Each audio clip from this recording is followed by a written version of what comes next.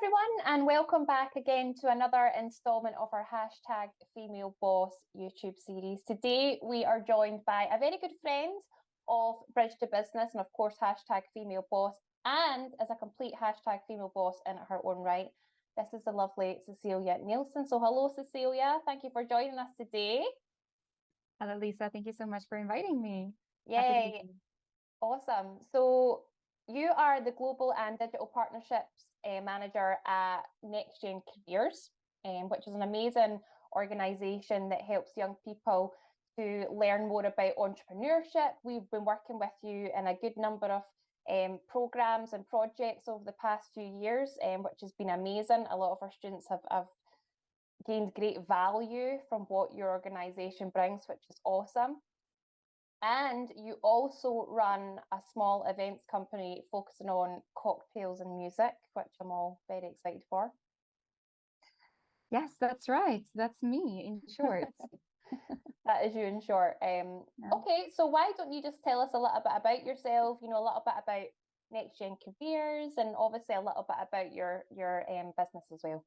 Sure, absolutely. Thank you so much. And again, thank you so much for having me. I'm really excited to be here and to support your initiative of hashtag Female Boss, which I'm really impressed by the work that you all are doing.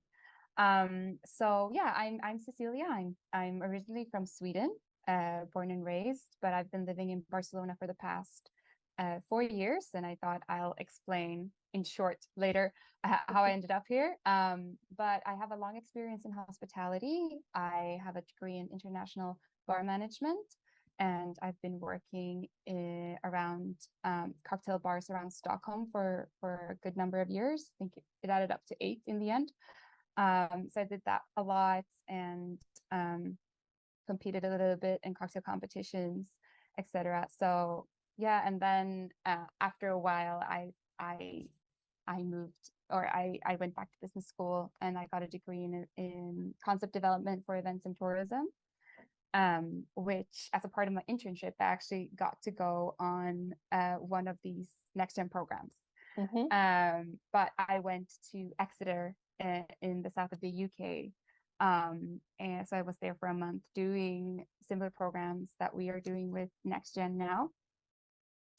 And then after that, moved back to Sweden, graduated, and I stayed in touch with my mentor, Neil, in the UK. And he ended up coming to Stockholm to talk about his programs with colleges in Sweden. So I got in touch with him and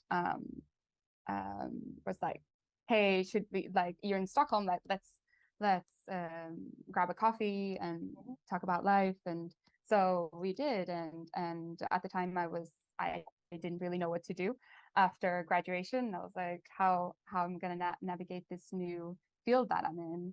And we got to chatting, and I was studying Spanish at the time. And Daniel was like, oh, so you speak Spanish? I was like, yeah, pretty much.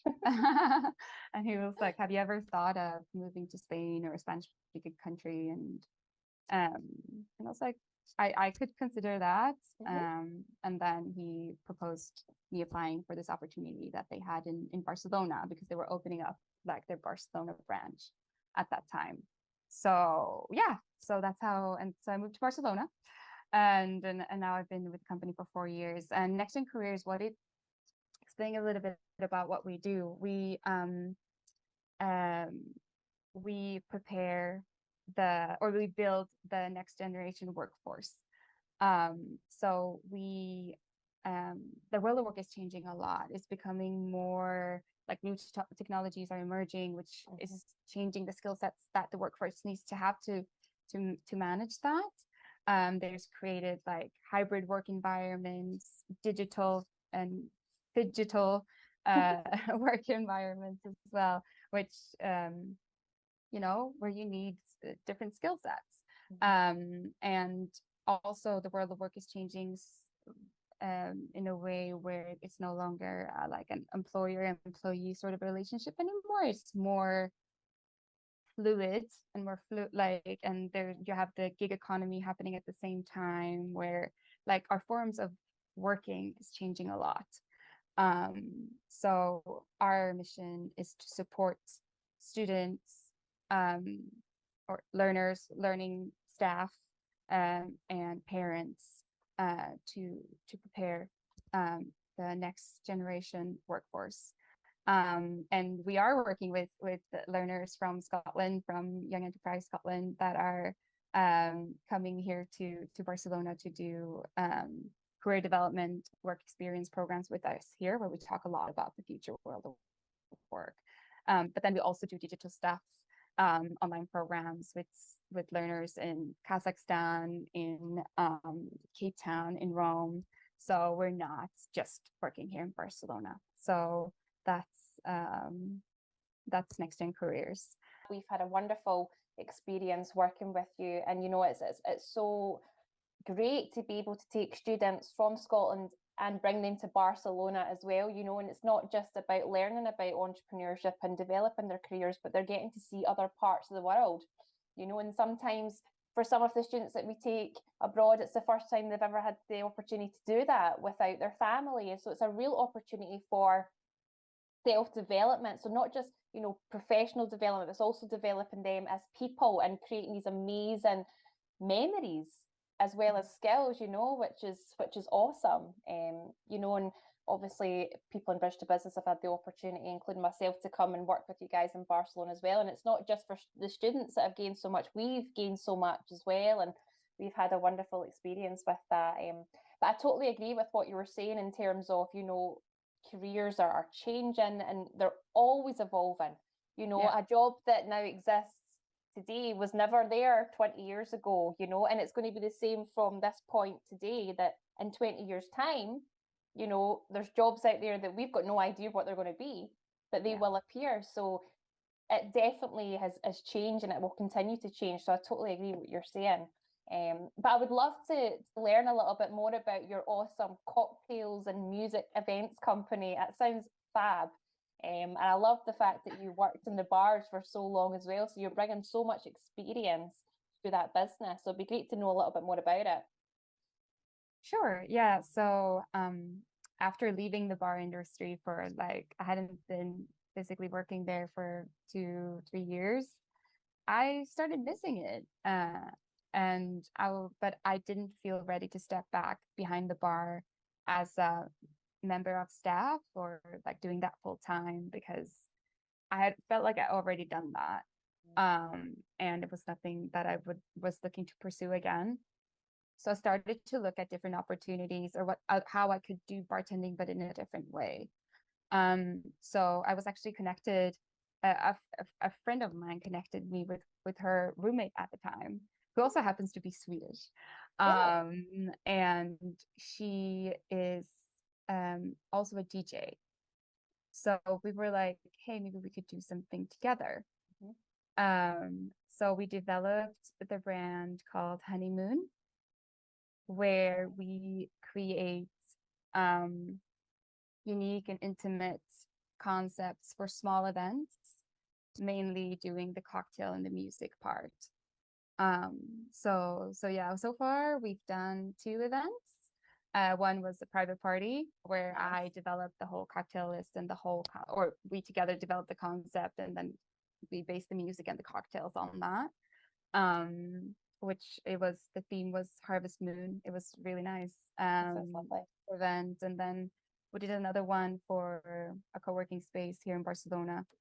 This was for International Women's Day in March, and they invited local female entrepreneurs to come and show their skills, their products at this event. So it was really fun and really good. So we've been tapping. Our strategy since we started has been to tap into our own networks, and also personal and professional networks. So we've been reaching out to us as Nexgen Careers. We work a lot with co-working spaces around Barcelona. So I've been reaching out to them and letting them know about this initiative. And so that's sort of how we got one of our gigs. So network has been key for me in that journey. But yeah, that's in short what Honeymoon is about. I love that. That's so cool. And you obviously, you basically tailored it all to fit the theme. So would that mean that you were, making music that matched the theme, or, drinks and little kind of, I don't know, appetizers and stuff like all kind of links into that theme? Is that how it works? Yeah, so what we do with the client, that's we sit down with them and we create like we have like a mood method where we take into consideration the season of the year. Yeah, obviously if there's any special, events around, I don't know, like holidays, but also the kind of people that are going to be there. If it's a company, what kind of company is it, and how can we fit their sort of values and their concept that they have. So, and yeah, and obviously the vibe of like what kind of vibe they want to create. So, and we create a mood board and we create a playlist for them to listen to, and things like this. And I also base the ingredients of the cocktails are all based on the season. Wow. So locally sourced fruits and spirits if possible. So yeah, it's all like sort of intertwined and customized to each event. That's lovely. It makes it very, special. It's very bespoke and it's very personalized. And I think that's really wonderful. That's definitely a USP for you.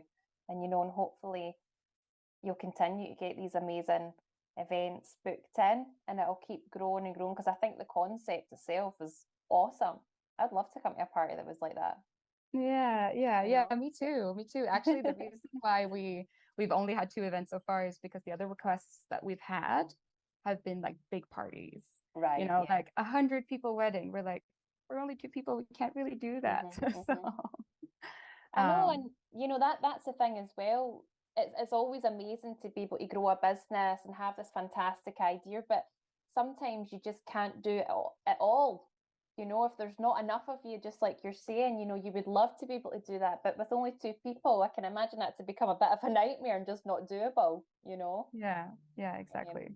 but hopefully in the future, you'll get more people involved and it'll just keep growing and growing, because I think it sounds fab. Yeah, thank you so much, Lisa. I hope Oh, so of too. course.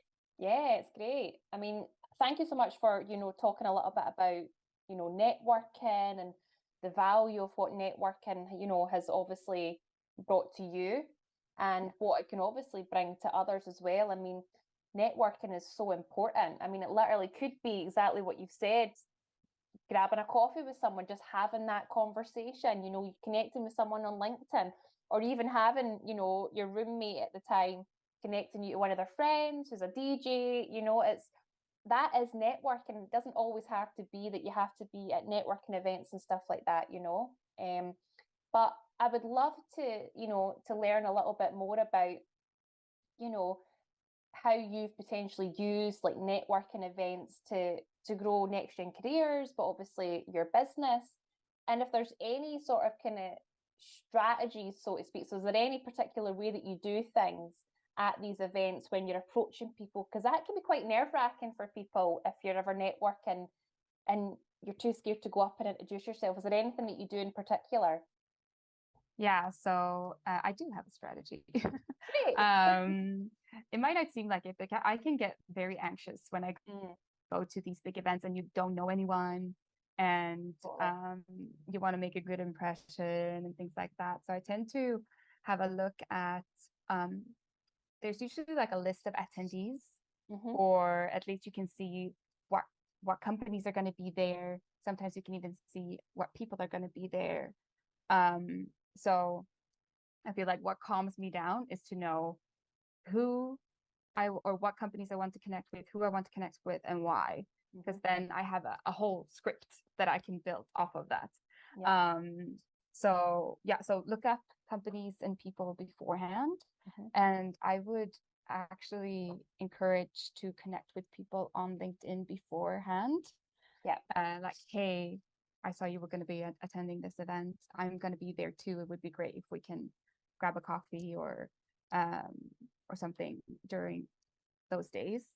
And so that's one thing, is usually people are like, open, and or if you don't end up meeting them, then at least you've made some kind of impression. Definitely. Yeah. And then and so set up meetings if you can, have like an idea of what you want to get out of the conversation if you do end up having a conversation. If it's at the event, or maybe it's even after the event, because now event days can be quite hectic for people. And then another key thing here is after the meeting, follow up and be like on what the action points were, or maybe follow up with something else after, like if you've read an article that's relating to that person, like something like, just make sure to keep that connection sort of going, so you can be in their top of mind, let's say. Absolutely. Yeah, no, I totally agree with all of that. LinkedIn is an amazing tool, and I was thinking about when you were talking there, is that, I mean, it's been a couple of years now since we've really been able to go to networking events in person, so some people who have potentially started up a business over the past number of years through COVID have really only had the opportunity to network online, and hashtag female boss is, we do this as an online program, and we've obviously given students the opportunity to meet other like-minded students, network online, be connected to, different organizations and entrepreneurs and amazing and business people. So to then go from just the online thing to then actually going in person events, just like how it used to be, that is going to be nerve-wracking. So I think all the hints and tips that you just said there are bang on, and hopefully that will help, some of the people that are watching this right now to feel that little more confident, just to be able to first sign up for a networking event. It's just taking that first wee step, and then actually going and saying hello to someone, which can be scary. It can be scary. But you can start with the casual question. If it's someone that you haven't met before, it's like, I don't know, what do you do, or or if you're at the coffee machines, do you take your coffee black or with milk, like, and then you can love that start a conversation. It can be like a simple question that just leads to something else, and it doesn't have to be only on networking events that you do network, as you mentioned before. With just talking about your business with other people, if it's family, friends, at the coffee shop, I don't know.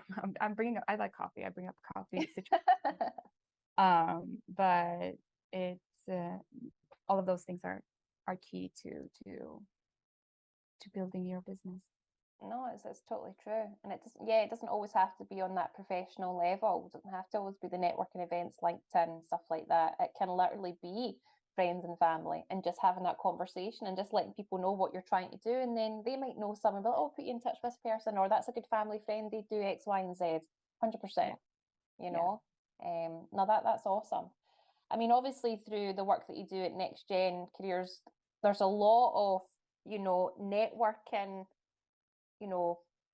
internationally, actually in Barcelona, and all the kind of places that you go. So you've obviously got a very vast network now of people all over the world, which is really, really cool, actually.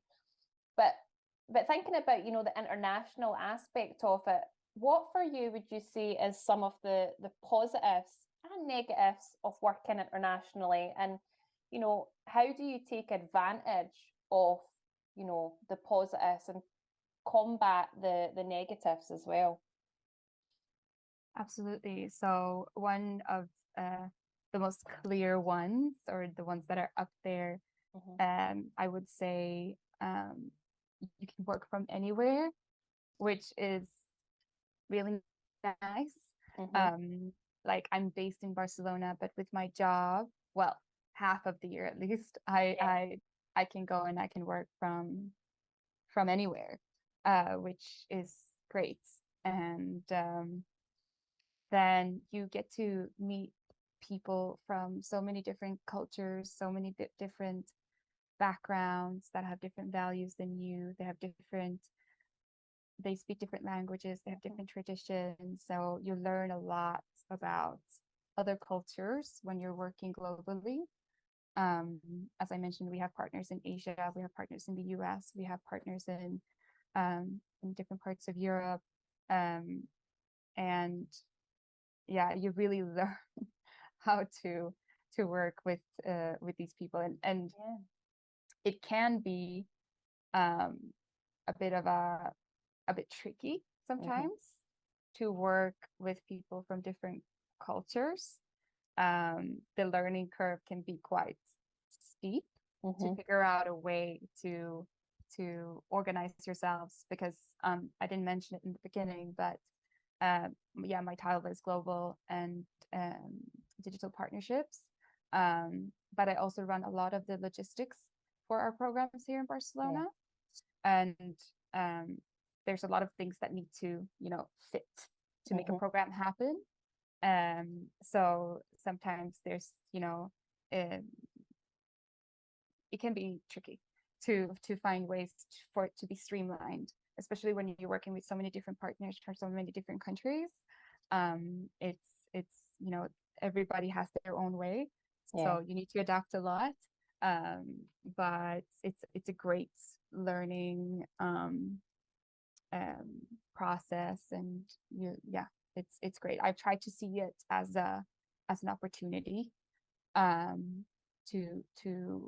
learn more and to be open, and to just and adapt my own ways of working as well. So that's, I guess, the positive and the negative of that one. Another thing, when you're working with people from different countries, even you and I, we're in different time zones right now. Yeah, exactly. Which is something that's like, it might seem small, but it's something that you need to keep in mind when you're working with people from all over the world. Even if it's just in Europe, there's like 3 different time zones in Europe, or even more, I think. So yeah, so that's one. And yeah, I think those were like my my things that they were intertwined there. No, that's awesome. But yeah, no, but it's great. I love working internationally. The world is your oyster, and you can literally, we talked about connecting on LinkedIn before, you can literally connect with anyone, anywhere, and find all of the information online about the people. Well, no, not all information about all the people in the world, but you can connect with anyone almost that you're looking to pretty much to work with. So it's really, really great.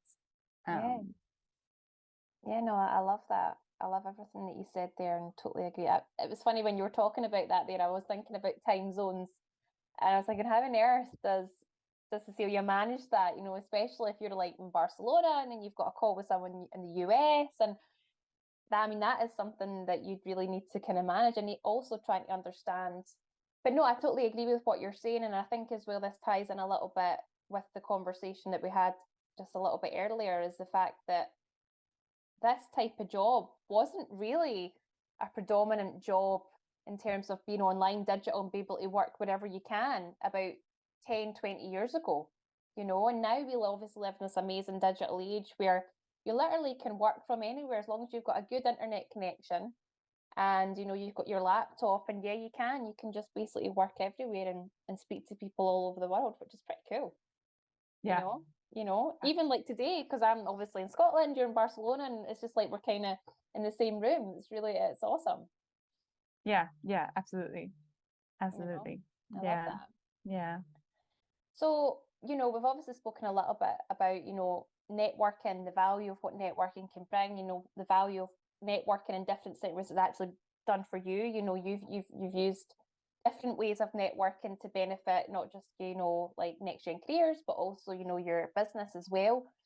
So if you were to give hints and tips for any students that are potentially watching this, who are participating in #FemaleBoss and who are looking to start their own business, what would they be? What would be your top tip, Celia? My first one would be start. because a lot of us, which is hard. it's hard, Yeah. but it doesn't have to be, you don't have to go and register an entity, like it doesn't have to be the start of your business. This can be just creating an Instagram account, or sending out a survey, or mapping out a business plan, or yeah, like it doesn't have, you can start with you in front of with a piece of paper and a pen and just drawing out what it is that you're looking to do. But you need to start to get anywhere. So that would be my first tip. And I have actually a little method for this, because maybe you won't think, but I'm a major procrastinator sometimes. I work way better with deadlines. Like I need deadlines. I can totally relate. Yeah. So one thing, a method that I picked up in the last year or so is have a 5-second rule. So if you're thinking about that you're going to do something, then you count down from 5, 4, 3, 2, 1, and then you action it. So that's like, because it like gives you like a countdown. It's different if you count from 1, 2, 3, 4, 5, then you can just continue. But 5, 4, 3, 2, 1, and then you go, because it creates like it's a something that happens in your brain. It's like that. It's okay. Now I need to do something. So that's a tip to start and to action.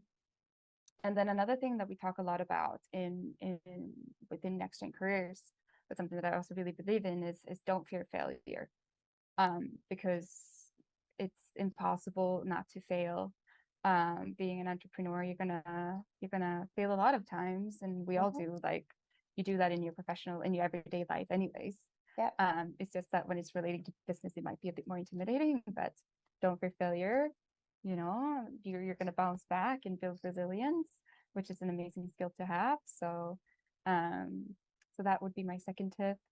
Then I also listed networking, which we talked about a lot. Yeah. Is key.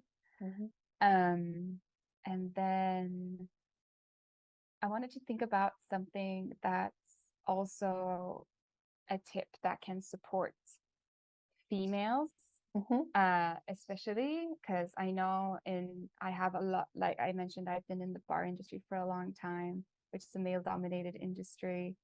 And it can be tough being a female, being the only female in the room. But just trust in your own abilities and have confidence that you have the right to be there, because it can be, I doubted myself a lot working, especially in that field. But you are where you are because you have the skills that it takes to be there, and you deserve that place. So own that and bring that with you when you walk into a room. And then the last one, I would say, have fun, enjoy the ride, because it's amazing what you're doing, starting a business, and it can be rough, but it can also be very fun. So enjoy it. Oh, absolutely. Yeah. I love all those hints and tips. They're awesome. I love that 5-second thing. I'm definitely going to steal that. Okay. I think that I'm going to try it. And is it working out for you? It's working. Yeah?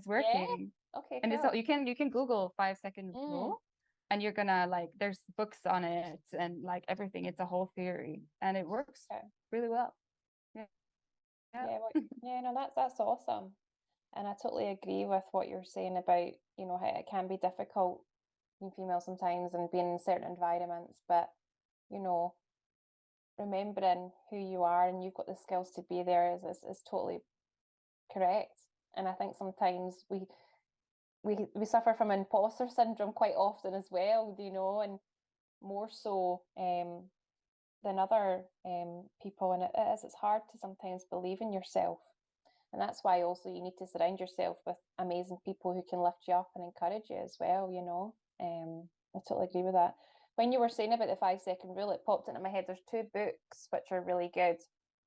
which I've read, and maybe you've read them as well. So there's a book called The Power of Small, and it ties Okay. in exactly to what you were saying. It's literally just so if you want to start a business or even just do something unbusiness related, literally just even sending that email, starting up an Instagram account. So it doesn't have to be this big giant leap into something. And this book is all about that and just taking those little steps, not just in the professional life, but also in your personal life as well. It's a fab book. You should definitely check it out if you have read it. So it's The Power Absolutely. of Small. Power of small. And then there's another one called The Doorstep Mile, Okay. which that book I actually read in like a day. It was Okay. awesome. I refer back to that book often actually. And again, it does relate a lot into the power of small. And again, just the doorstep mile is again taking those little baby steps.